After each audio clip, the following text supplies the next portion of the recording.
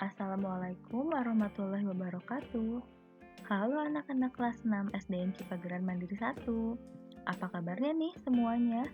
Sudah siapkah belajar kembali setelah liburan kenaikan kelas beberapa minggu kemarin? Pastinya kalian liburan di rumah aja kan? Mengikuti aturan pemerintah untuk mencegah penularan virus COVID-19.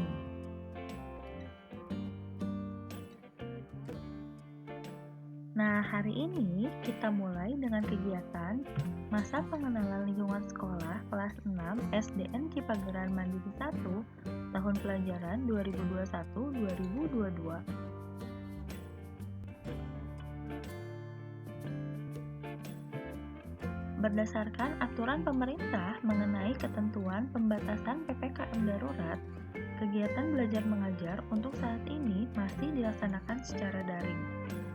Nah, gimana sih caranya? Pembelajaran secara daring dapat dilaksanakan melalui WhatsApp, Google Classroom, Google Form, Zoom Meeting, Google Meet, video call atau teleconference, dan lain-lain.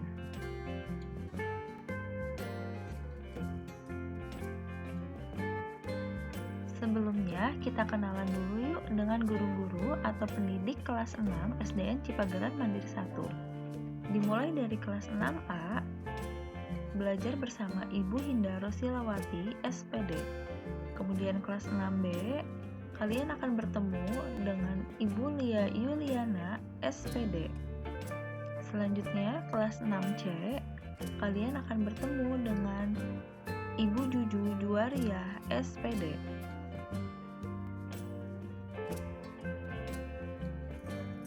Di kelas 6D, kalian akan bertemu dengan Ibu Putri Puspita Rosena, MPD.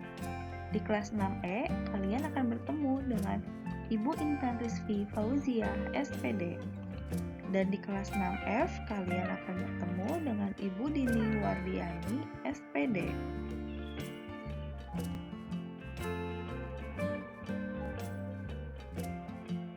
Di kelas 6G, kalian akan bertemu dengan Ibu Lila Yogi Sumbara, SPD.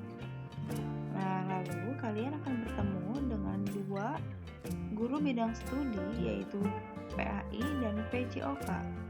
Untuk guru PAI, kalian akan bertemu dengan Bapak Nazar Farizi, SPDI MPD. Dan untuk guru PJOK, kalian akan bertemu dengan Bapak Engkos, SPD.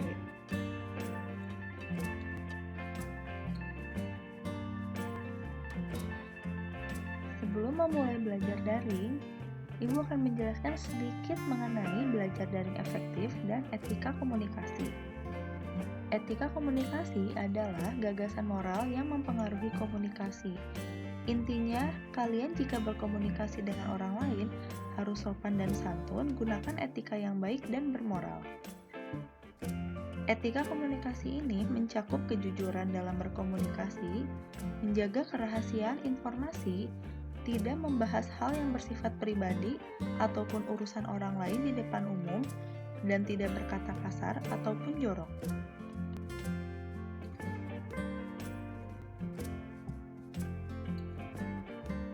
Agar belajar daring efektif, sebaiknya membuat jadwal kegiatan harian yang akan dilakukan sehari-hari selama proses kegiatan belajar daring. Berikut ini contoh jadwal kegiatan harian. Dan jadwal kegiatan harian disesuaikan dengan wali kelas masing-masing ya. Nah, ini contohnya jadwal harianku. Kalian bisa membuat jadwal kegiatan harian bersama dengan wali kelas masing-masing ya.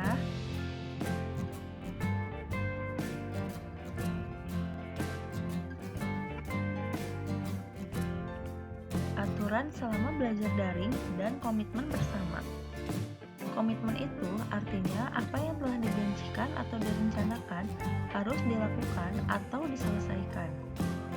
Sehingga seseorang yang memiliki komitmen akan bertanggung jawab terhadap sesuatu yang telah direncanakan atau dijanjikannya.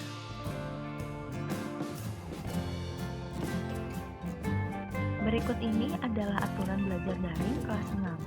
Yang pertama, absensi kehadiran dan laporan kesehatan dimulai pukul 7.30 sampai pukul 8 waktu Indonesia Barat.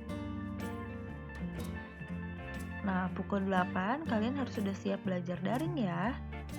Belajar daring dimulai pukul 8 sampai selesai. Kalian harus mengikuti seluruh kegiatan proses belajar daring bersama wali kelas masing-masing. Untuk pengumpulan tugas maksimal pukul 20 waktu Indonesia Barat. Jadi, kalian bisa mengumpulkan tugas maksimal jam 8 malam dan kalian bisa melanjutkan pengumpulan tugas kembali di keesokan harinya, bisa di pagi harinya. Tugas berlaku 1 kali 24 jam. Jika pengumpulan lewat dari batas waktu yang ditentukan, akan mendapatkan pengurangan poin atau nilai. Jadi, misalnya, jika wali kelas mengirimkan tugas pukul 9 pagi, maka tugas ini berlaku sampai pukul 9 pagi keesokan harinya. Yang terakhir, jika absensi kosong atau tidak mengumpulkan tugas lebih dari 1 bulan tanpa keterangan dan tanpa alasan yang jelas, maka nilai rapot semester 1 tidak dapat diproses.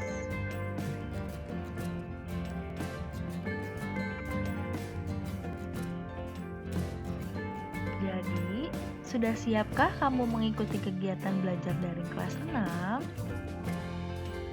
Nah, kalau kalian sudah siap, buatlah video singkat perkenalan diri kalian, maksimal durasi 30 detik, serta ceritakan harapan-harapan kamu selama belajar di kelas 6 bersama wali kelasmu. Jangan lupa menggunakan pakaian seragam yang rapih ya.